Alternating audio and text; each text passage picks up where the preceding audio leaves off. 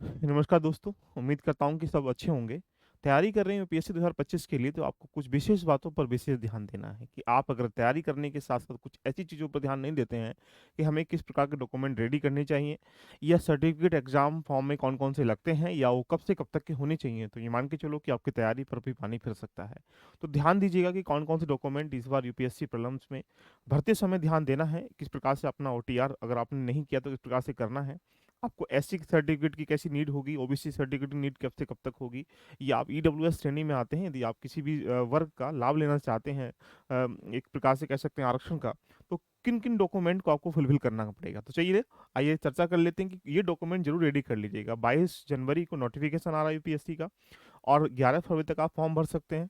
25 तारीख को जो देखा जाए 25 मई को इसका प्रीलिम्स एग्ज़ाम है और अगस्त में इसका मेंस एग्ज़ाम है, बिल्कुल फिक्स तय है। तो ये मान के चलो कि अब एग्ज़ाम अंतिम पायदान पर चल रहा है, आपको प्रीलिम्स की तैयारी भी करनी है और प्रीलिम्स तैयारी के साथ-साथ आपको जो फॉर्म भरना है, उसमें कुछ सावधानियाँ बरतनी है।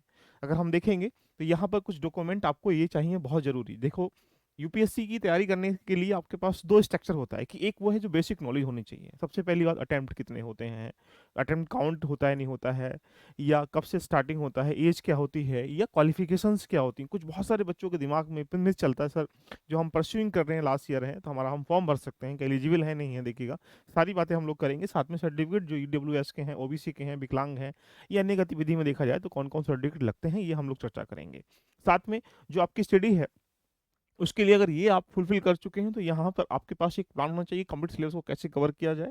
उसमें से कुछ कोर एरिया को कैसे नोट्स में कन्वर्ट किया जाए या उसका रिवीजन किया जाए। उसके साथ जीएस या सीसेट जो प्रीलिम्स का एक ऐसा टास्क है, उसको कैसे अचीव करें, जिससे कि हम आराम से प्रीलिम्स क्वालीफाई कर लें। साथ में आप टेस्ट कैसे लगाएँ, रिवीजन कैसे करें, प्रैक्टिस कैसे करें। करंट अफेयर एक मेजर डायमंड है, यानी ये मेजर सेगमेंट है, इसको किस प्रकार से रेडी करें, ये बड़ा डिफ़िकल्ट टास्क है। इसके लिए भी सारी चीज़ें हम लोग करेंगे। तो आइएगा चर्चा कर लेते हैं। अगर हम ये देखें, तो आपके लिए यहाँ पर नोटिफिकेशन जैसा मैं आपको बता दूं कि 11 फरवरी को नोटिफिकेशन आ रहा है, 22 जनवरी को नोटिफिकेशन आ रहा है, और 11 फरवरी तक आप अपना फॉर्म भर सकते हैं। यानी ये 22 जनवरी से लेकर 11 फरवरी के बीच तक यहाँ पर यूपीएससी 25 के फॉर्म भरे जाएंगे। यानी जो एग्ज़ाम है आपका 25 मई को है प्रीलिम्स का, अगस्त में आपका मेंस का एग्ज़ाम है। आपको अगर प्रोग्राम में शामिल होना है, यूपीएससी प्रीलिम्स क्रैक करना है, तो आपके पास जो अंतिम ये जो 4-5 महीने ये तय करेंगे कि आप प्रीलिम्स क्वालीफाई करेंगे, नहीं करेंगे। यहाँ पर आपके पास बेस्ट स्ट्रेटजी, बेस्ट रिसोर्स और बेस्ट डायरेक्शन नहीं होगी, तो जो आपके अंदर एनर्जी है क्वालीफाई करने की, वो फिर वेस्ट हो जाएगी। यदि आप छोटी-छोटी गलतियों को कहीं न कहीं हम इकट्ठे करते चले जाएँगे, तो आपको इसको डील करने के लिए, लीड करने के लिए आपके पास एक मेंटर गाइडेंस होना चाहिए, जो आपको प्रॉपर वे में मेंटरिंग कर सके आपके साथ में। आपको क्या पढ़ना है, क्या नहीं पढ़ना है, किन चीज़ों को कवर कैसे करना है, क्योंकि लंबी यात्रा, इस लंबी यात्रा में आपके लिए एक सहारे की हमेशा रिक्वायरमेंट होती है। अगर आपके पास कंफर्ट ज़ोन में हैं आप, तो उससे निकल कर कहीं न कहीं आप ऐसी चीज़ों को रेडी करने का प्रयास करें, जिससे कि प्रीलिम्स क्वालीफाई हो पाएगा। तो यहाँ पर हम लोग, अगर आप यूपीएससी का एग्जाम दे रहे हैं, आप अगर जीएस आपका सीसेट अच्छा है, तो जीएस मॉड्यूल में आप हमारे साथ शामिल हो सकते हैं, जहां पर हम कंप्लीटली सिलेबस के साथ में current affair notes, debate, discussion सब कुछ इसमें इन्वॉल्व रहेगा। इसके साथ अगर आपको लगता है कि सीसेट भी सर मेरा कमजोर है, सीसेट के साथ भी इंडिविजुअल भी आप शामिल हो सकते हैं, या अगर आप दोनों के साथ जुड़ना चाहते हैं तो कॉम्बो के साथ शामिल हो सकते हैं। इसमें आपको यहाँ पर कंप्लीट सिलेबस के साथ कोर एरिया, साथ में मेंटरशिप, बाद में यहाँ पर स्टूडेंट ट्रैकिंग भी की जाएगी, जो आपके लिए लाभकारी होगी। करना क्या है, एलबी लर्निंग एप्लीकेशन पे जाना है। देखिएगा, सीसेट 10 जनवरी से स्टार्टिंग हो रहा है, जीएस स्टार्ट हो चुका है, ये आपके लिए काफ़ी बेनिफिट रहेगा। एल्ब लर्निंग एप्लीकेशन पे जाएंगे, जैसा ही स्टोर करेंगे आपको ऐसा इंटरफेस दिखाई देगा। यहाँ पर कोर्स में जाते हैं, जैसे ही आप कोर्स में जाएंगे तो आपको इस प्रकार के कोर्स आपको देखने को मिल जाएंगे। सीसेट अगर ज्वाइन करना, तो सीसेट के लिए 1000 फीस है, ये बहुत डिस्काउंट के बाद है। और यदि आपको जीएस करना, तो जीएस के लिए भी 1000 है, 2000 दोनों में कर सकते हैं। यदि आपको दोनों एक साथ करना चाहते हैं, तो कॉम्बो में भी आप जा सकते हैं। ये रहा यूपीएससी प्रीलिम्स का जीएस और सीसेट फाउंडेशन, दोनों ही बेसिक टू एडवांस बैच है, यहाँ इसके शामिल शामिल हो सकते हैं। आप 2-3 महीने अगर इसको रेडी कर लेंगे, तो फिर उसके बाद क्या करेंगे, इसका रिवीजन कर पाएंगे, प्रैक्टिस कर पाएंगे। तो यहाँ इसके साथ भी आप शामिल होकर यूपीएससी की जर्नी को, प्रीलिम्स की जर्नी को आप स्टार्ट कर सकते हैं। आइएगा, अगर हम लोग बात करेंगे कट ऑफ के बारे में, अगर हम ये देखें लास्ट ईयर के ट्रेंड को उठाकर देख लिया जाए, तो यहाँ पर जो कट ऑफ अगर आप देख रहे होंगे, जनरल की 75 2023 की देखिएगा, ओबीसी 74 है, यानी 75 74.7 है। एसटी की अगर बात करेंगे 47 है, ओबीसी जनरल एससी की बात करेंगे 59 है। देखिएगा, पीडब्ल्यू 1 की बात करेंगे तो 40 है, पीडब्ल्यू की बात करेंगे 47 है, पीडब्ल्यू की बात करेंगे 40 है, और पीडब्ल्यू 5 की बात करेंगे 33 है, देख लीजिएगा। और ईडब्ल्यूएस की बात करेंगे 68। ये मार्क्स हैं, ये नंबर हैं, देखिएगा, ये क्वेश्चन नहीं है। यानी एग्जाम्पल बेस पे आपके पास 100 नंबर थे, 100 क्वेश्चन थे, 100 क्वेश्चनों का मतलब है कि आप नंबर कितने हुए, 200 हुए। यानी अगर 200 में से आप 75 नंबर लेके आ जाते हैं तो आप आराम से क्वालिफाई कर पाएंगे। ईडब्ल्यूएस की बात करेंगे तो यहाँ से 200 में से कितना है बोलेंगे सर, 68 है, देख लीजिएगा। इसी कैटेगरी में एससी एसटी की बात करेंगे तो एसटी का 47 नंबर, देखो एसटी का 47 कहा जाए तो सिर्फ 25 क्वेश्चन सही होने पर। एससी की बात करेंगे लगभग 30 क्वेश्चन सही होने पर। ओबीसी की बात करेंगे लगभग यहाँ पर आप कह सकते हैं 74 है, 75 अगर मान लें, 36 क्वेश्चन के आसपास, लगभग 37 क्वेश्चन के 38 क्वेश्चन के आसपास देखने पर यहाँ पर आपको देखने को मिल जाएंगे। ऐसे ही जनरल के, तो ये कट ऑफ का मतलब है कि लास्ट ईयर में जो एक कैटेगरी आती है इसका कट ऑफ हम लोगों ने यहाँ डिसाइड, जैसे आप 2022 की बात करेंगे 88 है, यहाँ पर 87 है, ईडब्ल्यूएस की 82 है, तो ईडब्ल्यूएस में और 80 से 82 में कितना अंतर देखने को मिल रहा है। तो अगर आप जनरल कैटेगरी में आते हैं और ईडब्ल्यूएस से बिलोंग करते हैं तो कट ऑफ भी आपको देखने को मिलेंगे, 88 है या 82 देख लीजिएगा, यहाँ पर कितना 75 है या 68 है, तो यहाँ अंतर भी देखने को आपको मिल जाएगा। ठीक है, ओबीसी की बात करेंगे 87 है, तो ये चीजें आपके सामने यहाँ पर निकल के आ जाएंगी। अब बात करते हैं, अगर ये ही नहीं, ये मेंस की अगर हम लोग बात करेंगे 2022 का 960 किसका, जनरल का है, 926 ईडब्ल्यूएस का है, 923 क्या है इसके प्रकार से कह सकते हैं ओबीसी का है। एसटी की बात करें 893 है, और 900 किसका बोलेंगे सर, इसका एसटी का है। तो अगर आप देखेंगे तो एससी की कम है, एसटी की ज्यादा है। कैटेगरी के ऊपर डिपेंड है, वैकेंसी के ऊपर डिपेंड है। तो कुल मिलाकर हम लोग बात करेंगे जो पीएचडब्ल्यू, जो वेरियस जो कैटेगरीज होती हैं पीएच की, 590 से 913 के बीच में रही है। ये कब से है, 2025 से, यानी जो यूपीएससी का एग्जाम है, आपको ज्ञात होगा कि यहाँ पर 1750 नंबर का आपका क्या होता है, मेंस होता है, और 275 नंबर का आपका इंटरव्यू होता है। कुल मिला के 2025 में से फाइनलाइज किया जाता है, तो वहीं से कट ऑफ। अगर आप ओबीसी की बात करें तो यहाँ कितना है, 923 देखिएगा। जनरल की कितना है फाइनल कट ऑफ, 960 है, देख लीजिए। ईडब्ल्यूएस कितना है, 926 है। तो अगर आप जनरल कैटेगरी में आते हैं, वो ईडब्ल्यूएस से बिलोंग करते हैं, तो इस आरक्षण का लाभ उठा सकते हैं, यहाँ 926। और यदि आपके पास सर्टिफिकेट नहीं होगा तो आप फिर जनरल में ही काउंटिंग किए जाओगे, राइट। इसी प्रकार से आप बाकी कैटेगरी में आप यहाँ पर देख सकते हैं। सबसे पहली बात, अगर हम बात करेंगे एज जो है, मिनिमम एज कितना होता है बोलेंगे सर, 21 ईयर होता है। यानी स्टार्टिंग इनिशियल फेज में जो एज होगा वो 21 ईयर होगा।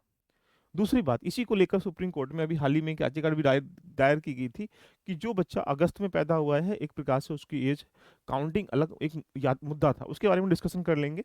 बट अगर हम बात करें तो स्टार्टिंग एज कितना, 21 साल है। जनरल जो है 32 साल तक फॉर्म भर सकता है। 6 अटेम्प्ट उसको देखने को मिलते हैं, यानी 6 अटेम्प्ट, 21 साल से लेकर 32 साल के बीच में 6 अटेम्प्ट जब मन करे जब दे दो, कोई ऐसा नहीं है। अटेम्प्ट फॉर्म भरने का काउंटिंग नहीं होता है। जब आप एग्जाम प्रीलिम्स में पार्टिसिपेट कर लेते हैं, जब वहाँ अटेंडेंस लग जाती है, तब का आपका काउंट होता है। यानी अगर आपने फॉर्म भर चुके हो और आपने नहीं गए देने, इसका मतलब आपका अटेम्प्ट काउंट नहीं हुआ है। अगर ओबीसी की बात करेंगे तो यहाँ 35 साल है और 9 अटेम्प्ट मिलते हैं। एससी एसटी की बात करेंगे 37 ईयर है मैक्सिमम एज। अनलिमिटेड का मतलब ये रहा कि 21 साल से लेकर यहाँ पर आप लगभग 17 बार के आसपास आप लोग लगभग एग्जाम दे सकते हैं। ये अनलिमिटेड का मतलब नहीं, देते रहेंगे। हाँ, 21 से लेकर 37 के बीच तक, जब मन करे दो, नहीं मन करा मन दीजिएगा। ऐसी कोई बाउंडेशन नहीं है कि इतने अटेम्प्ट आपको देखने को मिलेंगे। इट इज द एक आधार है जिसके आधार पर हम एज को हम काउंट कर सकते हैं। उसके बाद जो बेसिक डॉक्यूमेंट है, जो 10th लेवल का डॉक्यूमेंट होना चाहिए आपके पास, और 12th लेवल का डॉक्यूमेंट होना चाहिए, और यूजी यूजी कैसी होनी चाहिए इसके बारे में बताने का प्रयास करूंगा। तो 3 प्रकार के डॉक्यूमेंट यूपीएससी आईएएस का प्रलम्ब भरने के लिए बहुत जरूरी है, 10th 12th और यूजी। इसके अलावा अगर हम बात करेंगे तो पर्सनल परसेंटेज कोई मायने नहीं रखती कि अगर आपने 10th ग्रेस से भी किया है, यानी एग्जाम्पल बेस पे आपके 40% भी हैं, 35% भी हैं, तो अगर लेकिन आप पास हैं तो आप फॉर्म भरने के एलिजिबल हैं। तो इसके लिए कोई परसेंटेज एलिजिबिलिटीज नहीं है कि हाँ आपके लिए 50% अनिवार्य है, ऐसा कुछ भी नहीं है। जहाँ 10th में ना 12th में ना यूजी में, इसलिए परसेंटेज का टेंशन छोड़ दीजिएगा।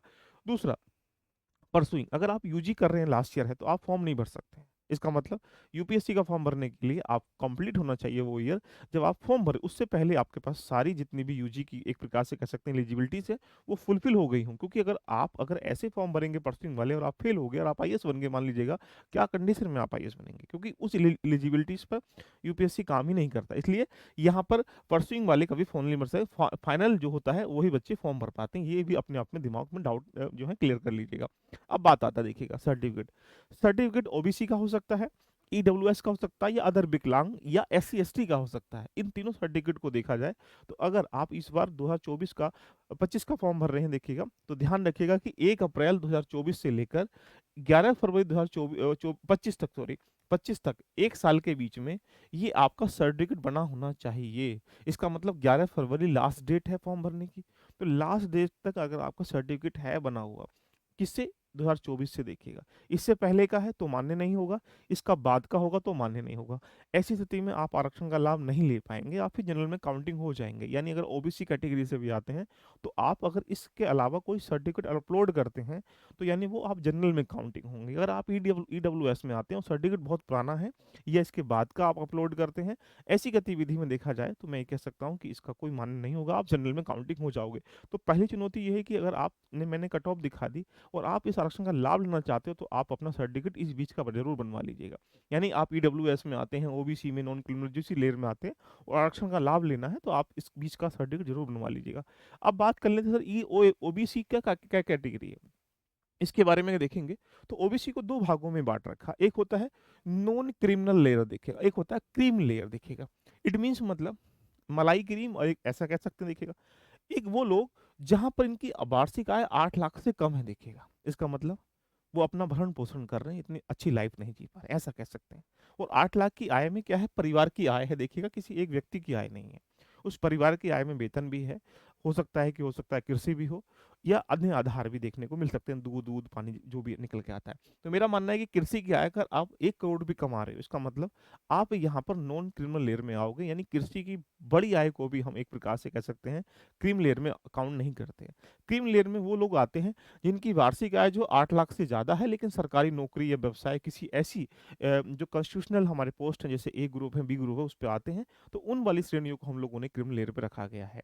तो ऐसी गतिविधि में ओबीसी वाले को आधार पर जो 2 देखने को मिलते हैं, नॉन क्रिमिनल लेयर में आते हैं या क्रीम लेयर में आते हैं। तो अगर आप ओबीसी के क्रीम लेयर में निकल के आते हैं, तो आपके पास एक सर्टिफिकेट होना चाहिए, जिसको आय प्रमाण पत्र के नाम से जान सकते हैं, वो ज़रूर आप रेडी करा लो इस वर्ष के बीच का, ठीक है? अब बात करते हैं देखिएगा ईडब्ल्यूएस की। ईडब्ल्यूएस का मतलब ये रहा कि जनरल कैटेगरी में कुछ ऐसे लोग जो आर्थिक रूप से कमज़ोर हैं, उनके लिए हम लोग यहाँ पर ईडब्ल्यूएस लेके आते हैं। जैसा कि आपने देखा होगा 10% का इनका प्रावधान है। इसी गतिविधि में अगर देखेंगे तो जनरल कैटेगरी के लोगों, एससी, एसटी की, ओबीसी की बात नहीं हो रही है। ईडब्ल्यूएस सिर्फ जनरल कैटेगरी के लोगों का ही बनता है। ये उन लोगों का बनता है जिनकी वार्षिक आय क्या है, 8 लाख से कम है। और लेखा-जोखा ये किस आधार पर बनता है? तो ये डिस्ट्रिक्ट के अंदर सबॉर्डिनेट, जिसको हम लोग एसडीएम तहसीलदार कह सकते हैं, तहसील कह सकते हैं, वहाँ से बनता है। 3 साल का यहाँ पर 2021-22, 22-23, 23-24 जैसे ये एक लेखा-जोखा है। इस 3 साल के लेखा-जोखा को देखते हुए उनकी परिवार की आय का आकलन किया जाता है। उसके आधार पर उस बच्चे यानी उसका परिवार का जो ईडब्ल्यूएस का देखिएगा यहाँ पर एक प्रकार से बनता है। उसके पास 5 एकड़ से ज़मीन कम हो, 1000 भूखंड जो वर्ग है उससे कम होना चाहिए। ये कुछ पैरामीटर्स हमने शहर और गाँव के अलग-अलग तय कर रखे हैं। इस आधार पे ईडब्ल्यूएस बनता है। साथ में आपके पास ईडब्ल्यूएस देखा जाए अगर आपका 1 साल पुराना है, इसके लिए वो मान्य नहीं होगा, क्योंकि ईडब्ल्यूएस का हर साल क्या होता है, एक प्रकार से नवीनीकृत होता है। तो इस गतिविधि में 1 अप्रैल 2024 से लेकर 11 फरवरी 2025 के बीच का सर्टिफिकेट ईडब्ल्यूएस का होना चाहिए, अगर आपको आरक्षण का लाभ लेना है ईडब्ल्यूएस की श्रेणी में, क्योंकि उस कट ऑफ को आप देख पा रहे होंगे किस प्रकार से देखने को मिल रही है। पहला बात। दूसरी बात, कुछ बच्चे, बहुत सारे बच्चे एससी एसटी कैटेगरी में आते होंगे, तो एससी एसटी कैटेगरी का ईडब्ल्यूएस नहीं होता है, क्योंकि यही यहाँ पर ईडब्ल्यूएस में ही आर्थिक कमजोर वर्ग को डिफाइन कर दिया गया है। एससी-एसटी का एक कोई आधार नहीं है, एससी-एसटी का ईडब्ल्यूएस नहीं होता है। इस पे आपने देखा भी होगा, पार्लियामेंट में डिबेट डिस्कशन में भी हुआ था, लेकिन वो सब चीज़ें क्या हुई, अनर्थ हुई। इस गतिविधि में देखते हुए तो ओनली अगर आपने एससी-एसटी किसी कैटेगरी में आता है तो आपने वन टाइम बनवाया होगा, वही मान्य होगा देखिएगा। बाद में आता है पीडब्ल्यू, जो दिव्यांग लोग होते हैं। यूपीएससी के द्वारा दिव्यांग लोगों को 5 श्रेणियों में रखा गया है। कुछ पहली श्रेणी में कुछ वो लोग होते हैं जो अंधापन है या कम दृष्टि उनको दिखाई देती है। पीडब्ल्यू 2 में आते हैं जो बहरापन है, उनको कम सुनाई देता है। 3 में जो मस्तिष्क या चलने-फिरने में कोई दिक्कत आती है। नंबर 4 में जिनको मानसिक बीमारी है, बौद्धिक क्षमता की कहीं न कहीं कमी है। और नंबर 5 में ये है जो कि 1 से लेकर 4 तक हुए हैं, उसमें से कुछ न कुछ और एक्स्ट्रा करिकुलम में वो विकलांग है। इन पाँचों श्रेणियों में हमें बीडी का जो दिव्यांग कह सकते हैं, उनका सर्टिफिकेट होना अनिवार्य है। ये सर्टिफिकेट अगर हम लोग देखेंगे तो आपको डिस्ट्रिक्ट, जो आपका कह सकते हैं आपका डिस्ट्रिक्ट सीएमओ टाइप के अधिकारी होते हैं, मेडिकल ऑफिसर्स होते हैं, डिस्ट्रिक्ट मेडिकल ऑफिसर होते हैं देखिएगा, वो इसको बनाते हैं। तो मेरा मानना है कि इसको भी आप दिव्यांग जो सर्टिफिकेट है और डिस्ट्रिक्ट के माध्यम से बन जाएगा। जो इस श्रेणी में आते हैं उसको बनाने के बाद फॉर्म भरने का प्रयास करें। तो ये रहे कुछ डॉक्यूमेंट, और ये ज़रूरी है कि अगर आपको ये जानकारी होगी तो इस गतिविधि में क्या कर पाएँगे, आप आराम से इजी फॉर्मेट में फॉर्म को भर पाएँगे। तो दोस्तों, मेरा मानना है कि अटेम्प्ट जानकारी मिली आपको, एज मिला, क्वालिफिकेशंस मिली, सर्टिफिकेट ज़रूरी है कौन-कौन से। तो 25 में बहुत सारी चीज़ें चेंज की गई, जैसे आपके सामने आपका आधार में कुछ और नाम है, मार्कशीट में कुछ और नाम है। अगर ये एक नहीं है तो एक कर लीजिएगा। बहुत सारी ऐसी गतिविधि यूपीएससी चेंजिंग कर रहा है। कि आधार वेरिफिकेशन कराएगा। उस आधार वेरिफिकेशन के माध्यम से आप, अगर आपके सर्टिफिकेट में कुछ और नाम पाया जाता है और आपके आधार में कुछ और नाम है, तो आपका फॉर्म रिजेक्ट हो जाएगा। ये ऐसे अन्य गतिविधि में कहीं न कहीं आप दंड के भागीदारी भी बन सकते हैं। तो कुल मिला के मैं तात्पर्य कहने का प्रयास कर रहा था कि ये डॉक्यूमेंट ज़रूर रेडी कर लें।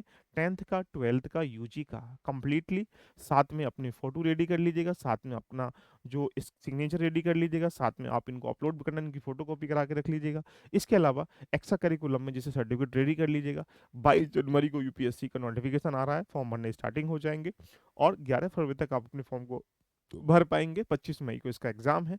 इसीलिए ध्यान रखिएगा कि ये सारे सर्टिफिकेट रेडी करके आप अपनी तैयारी को फ्लो में लेकर चलना स्टार्टिंग कर लीजिएगा। इसके लिए हमारे साथ जुड़कर, यहाँ पर कंप्लीटली स्टडी के साथ आप जुड़कर इस जर्नी को रेडी कर सकते हैं। ये प्रोग्राम स्टार्ट हो चुका है। 10 जनवरी से सीसैट भी स्टार्टिंग करें। सीसैट भी एक गंभीर विषय है, उसको ज़रूर ज्वाइन कर लें। अगर आपके लगभग 120-30 नंबर से कम आते हैं लास्ट ईयर के क्वेश्चनों में करने पर, तो आप ज़रूर ज्वाइन करें, क्योंकि ये भी एक टिपिकल टास्क है जो सीसैट के बारे में दिखाई देता है। यहाँ पर जाकर इस जर्नी को रेडी कर सकते हैं। बाकी यूपीएससी की तैयारी आप कर रहे हैं, तो बाकी इन्फॉर्मेशन के लिए नीचे दिए गए टेलीग्राम पर और व्हाट्सएप ग्रुप में जरूर शामिल हो जाइएगा, जो आपके लिए क्या है, काफ़ी लाभकारी, समय समय पर सूचनाएं आपको देने का काम करेंगे। ऑल द बेस्ट, खुश रहिएगा, मस्त रहिएगा, आगे बढ़ते रहिएगा, अपने सपनों को पूरा करिएगा ना। बाय।